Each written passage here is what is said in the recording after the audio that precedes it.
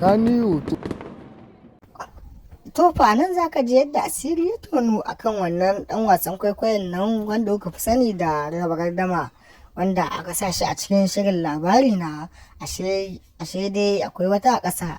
A yanzu haka dai asiri ya tonu, ana ta kishin ɗin za a fitar da shi daga wannan shirin nan na labari na. Abin da yi sai dai wanda ya gani. Za ku biyo mu a cikin wannan shirin, za mu sa muku, za ku je mu ƙarshen wannan bayani idan kun biyo mu. Idan wannan ne dai farkon shigowarka, za ka danna mun subscribing sannan ka taɓa mana alamar ƙararrawa. Sannan ka danna mun subscribing sannan ka taɓa alamar ƙararrawa. Za ka je mu da ingantattun labarai, sahihan labaranmu, ko ku dai ku dinga biyo mu a cikin wannan tasha tamu wato daga Kannywood. Muna ɗauke da ingantattun labarai, za mu sa muku abin nan, za ku ji yadda aka ƙirƙire a ƙarshen labarin nan. Shi dai wannan ɗan wasan kwaikwayo wato Raba Gardama ya taso ne a nan ɗan jihar Kano, amma kuma an same shi da wasu halaye mabambanta a cikin al'umma. Sannan kuma shi wannan ɗan wasan kwaikwayo dai ana ta samun wasu irin banzayen hotunan shi ana ta nunawa.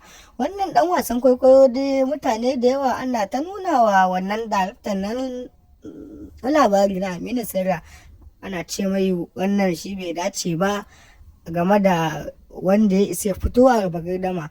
Har yanzu dai ana nan ana ta cece kuce, amma kuma an samu wannan mummunan labari ne. Yanzu haka dai Aminu Sera yana ta yunkurin, tunda kuma an riga an fito da shi, ta ya zai a ce an canza shi, ko shi ma za a iya cewa ya yi hatsarin ne, ko an sa mai bom ya ci fuska. Amma kuma yanzu haka dai za mu sa muku, za ku je mu da cewa a yanzu dai haka ana ta shirye-shiryen a kotar da shi ne daga wannan shirin na labari na, sakamakon cewa gaskiya wannan an same shi da wasu irin laifuka daban-daban.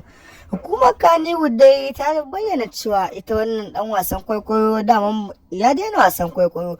Dan za ku tuna a can a baya a cikin wani shirin na wasan kwaikwayo, na manta shirin, amma kuma za ku tuna da cewa shi wannan dan wasan kwaikwayo ne ya daina wasan kwaikwayo, wadda yanzu haka za mu ta kawo muku wasu talansa wanda bai kamata ya fito a shirin labari na ba.